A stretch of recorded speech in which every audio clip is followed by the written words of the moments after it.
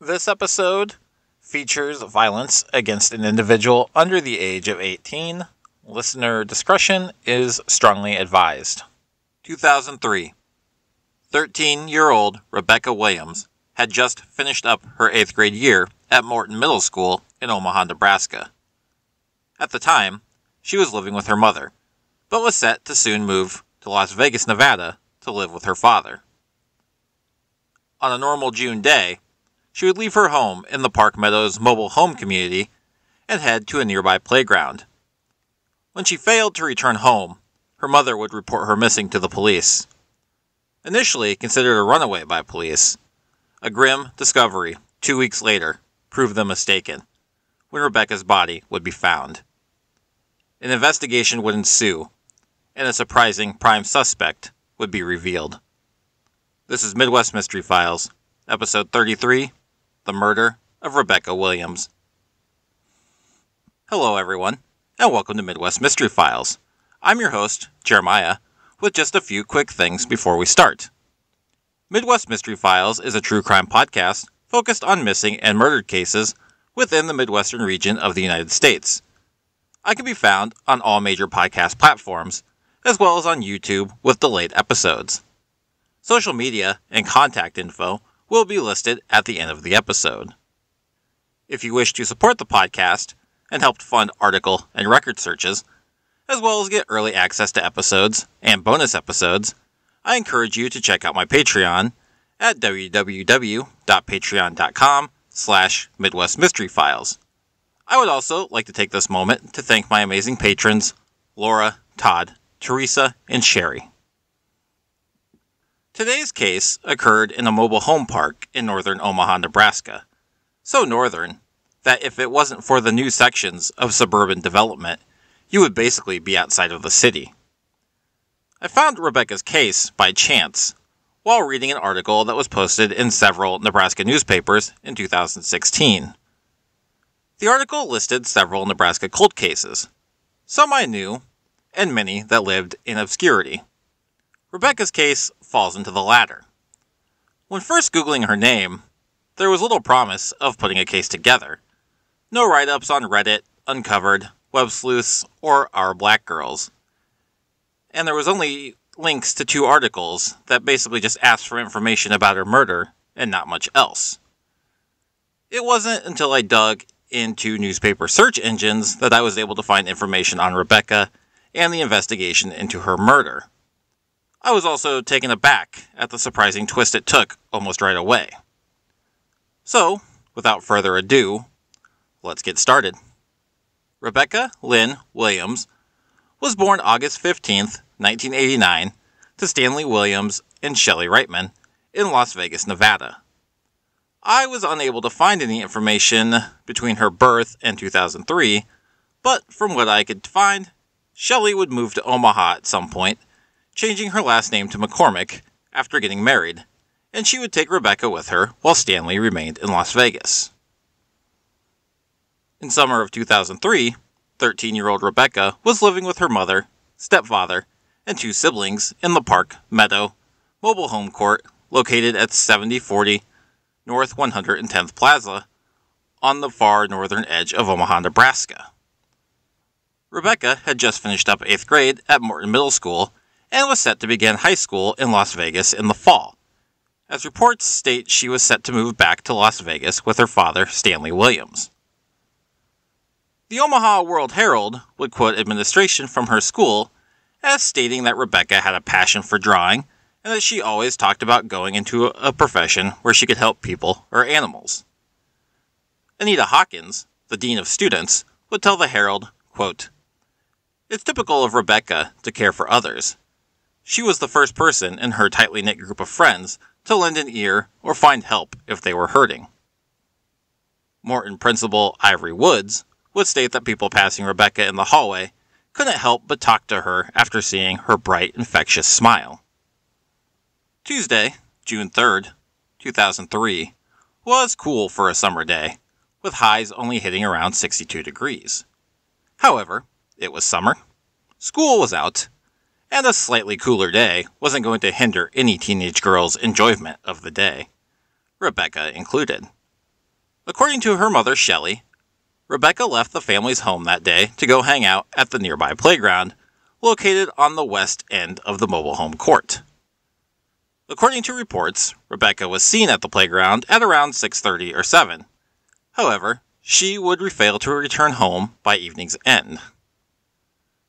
Upon failing to return home, Shelley would waste little time reporting her missing to the police. According to reports, police first considered Rebecca to be a runaway. The family would immediately dismiss the idea that Rebecca would run away, with Shelley telling the Omaha World-Herald that Rebecca always acted responsibly and it was highly unlikely that she would run away. Her father, Stanley Williams, would tell the World-Herald in a phone interview that Rebecca was excited to be moving back to Las Vegas with him. Over the next 2 weeks, Shelley and other family members would search areas around the Park Meadow mobile home court, focusing heavily on the playground, which was located on the west end of the community on 114th Street. Shelley would tell the World-Herald that they searched the area every day for the first week, returning every other day during the second week. She would state that during the searches, she was constantly feeling drawn to the park, stating, quote, "It's where she said she was going to be." As it would unfortunately turn out, Shelley's feelings weren't far off the mark. On Wednesday, June 18th, 2003, 3 boys were searching for mulberries in a wooded area near 114th Street and Ida Street, which is the intersection at the southwest corner of the development, when they stumbled across a badly decomposing body. The boys, upon discovering the body, reportedly made a pact not to tell anyone about the discovery. One of the boys, a 15-year-old who I will not be naming, would feel uneasy about the decision, however, and would tell his father about the discovery in the early hours of June 19th. The father, being awakened in the middle of the night, dismissed what his son was saying as a sort of dream. However, that afternoon, the father and son, who lived near the site, would return to the area, where the father would find the body and report it to the police. The 15-year-old boy would tell the Omaha World-Herald, quote, "We made a pact not to tell because we didn't want the media coming around asking questions." Upon reporting the body, investigators would arrive on scene and begin efforts for identification. Due to the decomposition, investigators were unable to make an identification right away. However, they would run the fingerprints on the body against those of Rebecca, which she had taken as a child. After several days, the results would confirm that the victim was indeed 13-year-old Rebecca Williams. Foul play was suspected immediately. Reports would later state Rebecca was found partially unclothed, which was also stated by the father of the boy who discovered Rebecca's body, telling the World-Herald that she only had socks on, with her denim shorts laying nearby. Rebecca's slaying would shock individuals in the neighborhood, as well as classmates and school officials, with many finding it hard to believe that such a sweet, respectable, and friendly girl was taken from this world in such a manner. Morton Middle School Dean of Students would note to the World-Herald, quote, "She had a lot of potential," while other officials would note that she was a sensitive and caring young lady with an infectious smile. Another Park Meadows resident would note that Rebecca had played on her porch with her daughter the day before she disappeared, stating, quote, "Rebecca always seemed happy and well-behaved." Police would spend considerable time investigating the area in and around the Park Meadows area, as well as execute several warrants in relation to the case. It would only be weeks later, at the beginning of July, that word would come of a prime suspect, and the circumstances would shock and surprise everyone involved. In early July, it was revealed that a 13-year-old boy who lived in the Park Meadows mobile home court was being looked at as the prime suspect in Rebecca's murder. The boy's attorney, Randall Paragus, would tell the Omaha World-Herald that there were allegedly 3 boys being looked at in the case, and that it was unclear if his client was being treated as a suspect or witness. He would go on to state, quote, We're in a very conservative community. It's shocking when a 13-year-old is involved in any way in a murder investigation. It just shocks the community to the core. I need to know how they're looking at my client. I have not been given any information in that regard. Paragus would state that the boy only talked to the police briefly on June 23rd, 5 days after Rebecca's body was discovered, before Paragus arrived and stopped the questioning. He would also state that the boy had given investigators a blood sample that was being tested against evidence found at the scene. Paragus would also state that none of the boys who discovered Rebecca were being looked at as suspects. Douglas County Sheriff Tim Dunning would tell the World Herald that they had indeed identified a primary suspect, and that the suspect was not cooperating. Dunning would decline to identify the suspect, but a source close to the investigation would tell the World Herald that the suspect was Randall Paragus's client. Shelley McCormick would be one of the most surprised after being told that a 13-year-old boy was being zeroed in on, stating, quote, "I was kind of shocked. I didn't expect them to have someone so soon." She was also not aware of Rebecca having any issues with any of the neighborhood children, and would go on to state, quote, "I would have gone to the park with her if I knew she was having problems with someone in the neighborhood." Shelley would also note that the discovery of the suspect did little to relieve her situation, telling the Herald, quote, "I will be relieved when justice is done. No matter who the suspect is, they need to be punished for what they did to my daughter." In the days following the article, while investigators worked to find more evidence, an anonymous person placed a call to the Omaha Police Crime Stoppers line, providing information about Rebecca's case. Information that the Douglas County Sheriff's Office would state during a press conference only someone close to the killer would know. They would also make a plea for the tipster to call back.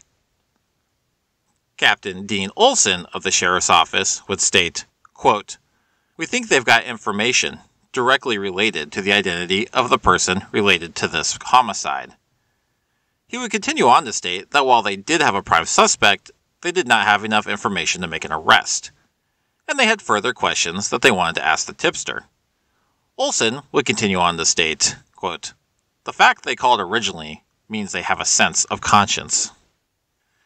In the following days, management at Park Meadows would offer $4,000 in addition to $1,000 being offered by the Douglas County Sheriff's Office Crime Stoppers for information in Rebecca's murder. Park management would cite concern for residents and justice for Rebecca as the prime cause for the donation. On July 25, 2003, another press conference would be called where Shelley McCormick, her husband Eric, and their children would be present.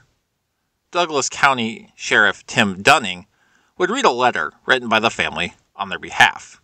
The article I read didn't contain the entire letter, but the parts it did quote Sheriff Dunning as reading are as follows. Quote, "Our family is suffering more than you can imagine since you took Rebecca from us. Her senseless death haunts us day and night, and we think it haunts you. What you have done is not a secret you can hide from. It will dog you every step until you do the right thing. Hiding behind attorneys will not make this tragedy go away. Only you can lift this terrible burden from your shoulders and help us understand why, so that our family and yours can heal." The article would also state that the letter accused the suspect of enjoying the summer as if nothing happened, pointing to the fact that police and family were still focused on the 13-year-old boy. Sheriff Dunning would note that nothing had caused them to stray away from their main suspect, and the suspect and many witnesses remained uncooperative. He would also state that investigators were still waiting for lab results on the crime scene and items that had been seized from locations related to the main suspect. While Sheriff Dunning had read the letter from the family, Sherry McCormick would make at least one statement. Quote, "The one thing about Rebecca is no matter what, she always came back and told the truth. And that's just what we want. The truth. It's at this juncture that all coverage I could find on the case goes quiet for several months. until April of 2004. At that time, it was reported by the Omaha World-Herald that a grand jury was set to probe Rebecca Williams' death. Mark Rhodes, the chief criminal prosecutor at the Douglas County Attorney's Office, would tell the Omaha World-Herald that investigators had exhausted all avenues in trying to positively establish who killed Rebecca Williams. He would state, quote, "We want justice for this little girl's family, and we feel like we have a better chance of bringing justice by using this investigative body." He would also note that there had still been a lack of cooperation from major witnesses in the case, which included the prime suspect. The article would go on to cite the warrant that had been issued for the 13, now 14-year-old suspect, and bring to light some reasons as to why he was being looked at. According to the warrant, Rebecca had last been seen with the boy between the times of 6:30 and 7 p.m. on June 3, 2003. The boy and his mother agreed to an interview with investigators where the boy admitted to kissing and fondling Rebecca, as well as asking her for sex the night before her disappearance. It would be at this point that the boy's attorney, Randall Paragus, would arrive and cut off questioning. Outside of interviewing the suspect, a friend of the boy would tell deputies that he called the suspect right around the time investigators think Rebecca disappeared, and he could hear a female voice in the background. A deputy had also noted that the suspect had a scab on his cheek that was, as the warrant was worded, quote, "consistent with the type of injury inflicted by a struggling victim." I believe we've talked about grand juries before, but just as a refresher, grand juries are generally made up of 16 to 23 people. In this case, there were 16 and 3 alternates. The juries meet in secret under the guidance of a prosecutor and have the power to call witnesses, ask far-ranging questions, and bring indictments. They also have more power than the police or prosecutors to compel people to testify. For example, jurors can issue subpoenas requiring people to appear before them. Those subpoenaed, however, can also exercise their Fifth Amendment right to not answer questions if the testimony could incriminate them. In the state of Nebraska, grand juries are generally used when an individual dies when being pursued by police or in their custody. This would be the first time in 25 years a case such as Rebecca's was being looked at. The grand jury trial would begin June 2, 2004. In a June 4th Omaha World-Herald article, it would be revealed that the now 14-year-old suspect would not speak and was in fact invoking his Fifth Amendment right against self-incrimination. Douglas County Public Defender, Tom Riley, who was representing the boy, would tell the press that the boy was apprehensive, scared, and confused about the whole process. Furthermore, he would state, quote, "He's what you would expect from a 14-year-old. That's part of the reason why I made the choice I made in terms of him appearing before the grand jury." He would further state he was not allowing the boy to testify because the process was, quote, "slanted and not conducive to revealing the whole story." What he was most likely referring to is the fact that while defense attorneys are to accompany witnesses in front of a grand jury, they're not allowed to address the grand jury, ask questions of their client, or clarify their client's answers. Meanwhile, no judge is present at a grand jury, and the prosecutor and the jury can ask far-ranging questions. Riley would expand on this by stating, quote, "Given the fact that there is no judge, and the only people who can ask questions are the prosecutor and jurors, I cannot imagine a situation in which I would advise a client to testify." Outside of the prime suspect, I do know at least 2 other juvenile witnesses were called, but it's unclear if they were questioned or not. Stan Williams, Rebecca's father, was present at the courthouse during the grand jury hearing. When asked about his daughter, he would tell the Omaha World-Herald, quote, "Every day I think about her. It's not going to go away. I hope justice comes about. I hope her murder is vindicated. I hope this guy gets everything he deserves, if he is indeed the one who did it." According to reports, the jury was set to finish hearing testimony on June 6th before concluding on whether to file charges in the case. However, the jury was suddenly tasked with doing a probe on a police shooting as well, with the jury set to resume on Rebecca's case after the shooting probe. However, according to a July 9th Omaha World Herald article, after the shooting probe, the jury was sent home rather than resuming work on Rebecca's case. On this, Mark Rhodes, the chief prosecuting attorney, would tell the Herald, quote, "Testimony and continued investigation have resulted in several matters that require the Douglas County Sheriff's Office to investigate further." At this point, the grand jury had until January 4th, 2005 to reconvene before their term would expire.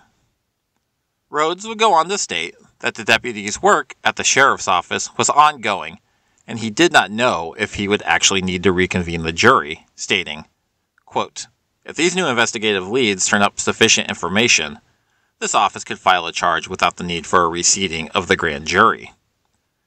He would continue on to state, quote, "If any new information clears the target of this investigation, then I will immediately notify counsel and the media." I am going to backtrack just a bit. Shortly after June 6th, when the initial jury investigation would have ended, on June 10th, it was reported that new evidence had been found. Forensic scientists from the Forensic Science Program at Nebraska Wesleyan University went to the area where Rebecca was found and laid out a grid of 1 meter squares and then examined the scene as one would an archaeological dig, 1 square at a time. Melissa Connor, who led the investigation, would tell the Herald, quote, "Our techniques are most useful in older cases or in scattered body cases." The nature of the evidence was never revealed, but Douglas County Crime Scene Investigation Commander David Kofod would tell the Herald, quote, "They were a great help in recovering some things that we could not have recovered from a scene that old." One can only wonder if this is what led to the jury being disbanded. It's after this that any coverage of the grand jury, or Rebecca's case in general, stops, at least from what I could find. I checked again in various news databases and was never able to find out if the jury ever reseated, and if they did, what their conclusions were. However, we know that no one is currently serving time for Rebecca's murder, so it's easy to deduce that they most likely never reconvened or did not have enough evidence to charge the boy. I truly feel if they had charged him and it moved to a normal trial, I would have definitely been able to find something on it, especially from a paper like the Omaha World Herald. The only thing I could find in later years is the article from 2016 listing off various cold cases in Nebraska, the same article where I first ran across Rebecca Williams' case. It's been almost 21 years now since Rebecca Williams was senselessly taken from this world, and while a suspect was found early on, there seems to still be as few answers now as there was then. Coverage of her case since 2004 has also been non-existent. At this point, there's really only 2 theories to look at. Either the 13-year-old boy committed the murder, or he didn't. Obviously, the idea of a 13-year-old committing murder is quite shocking, but it also unfortunately is not unheard of. And from what we know on paper, it's easy to see why he's a prime suspect. The boy was reportedly seen with Rebecca shortly before her disappearance around the Park Meadow playground. Rebecca was then discovered not far from that same area. A friend also spoke with the boy on his cell phone around that same time and reported hearing a female voice. The boy would also admit to kissing and fondling Rebecca the night before her disappearance, as well as propositioning her for sex. At least one deputy would also report seeing a wound on the suspect's cheek consisted with wounds generally received from someone who is fighting back. Really, without strong DNA or physical evidence, these are obviously all circumstantial pieces of evidence. But it's easy to paint a picture of what could have possibly happened. It certainly seems possible that after the events before the night of Rebecca's murder, between her and the boy, that the two could have met up at the playground, either intentionally or unintentionally. They then left into the wooded area nearby, and things very quickly went bad, resulting in Rebecca's murder. The other option is that the two left the park separately, and Rebecca immediately met with foul play from a yet unidentified party. Beyond that, I am hesitant to really speculate any more on the course of events. One thing we're missing is what the mood seemed to be like between the two at the playground. We know there are witnesses to whom I can assume possibly have that answer, and the mood could give us clues as to what may have happened next. We also don't know exactly how Rebecca was killed, which may either be due to decomposition or police keeping it close to their chest.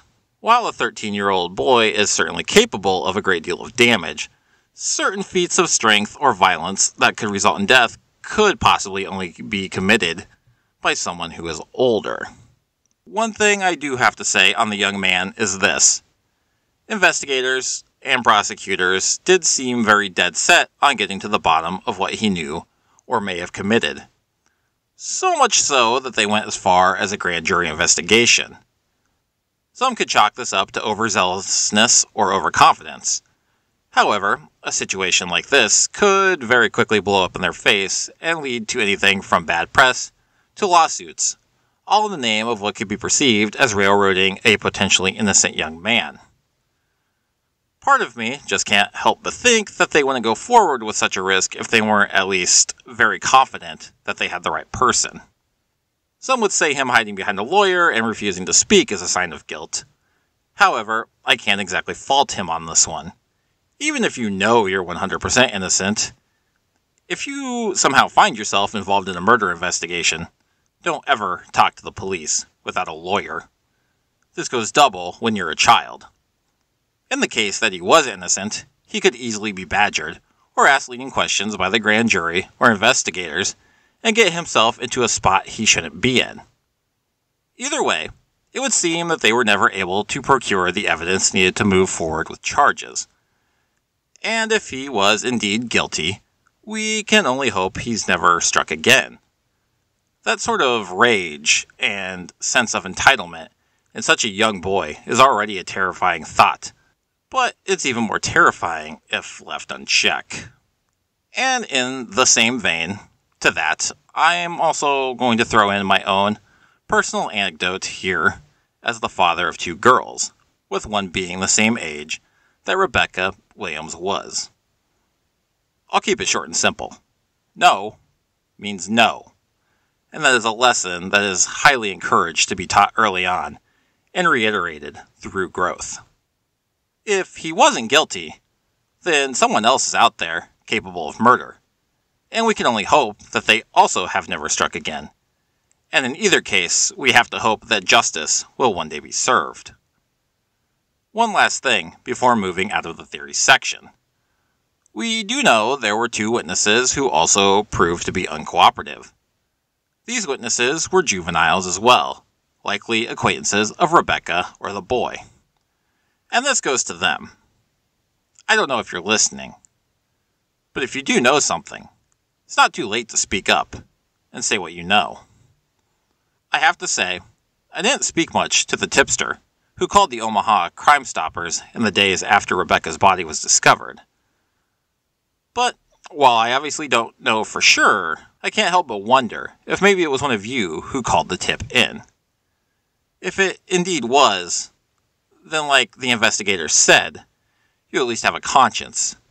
And now is a better time than ever to let it shine, and possibly bring this young girl and her family justice. 20, almost 21 years ago, 13-year-old Rebecca Williams, a girl who was described as loving, helpful, and always willing to lend an ear, left her home in Omaha, Nebraska, and went to hang out at the local playground. And instead of coming home to her mom, stepfather, and siblings, instead of moving to Las Vegas with her father, instead of starting high school, and instead of growing up to help people or animals like she wished to do, someone thought it was their right to keep Rebecca from doing those things. Someone thought it was their right to do as they wished with her, and then rip her from this world and her family. In the first year of Rebecca's murder, investigators were hell-bent on finding Rebecca's killer and holding them accountable. So much so that they resorted to a grand jury, which was a rare occasion in Nebraska. Coverage was also plentiful from the media as well. However, both those flames seemed to be quick to burn out, and mentions of Rebecca are virtually non-existent in the media after 2004.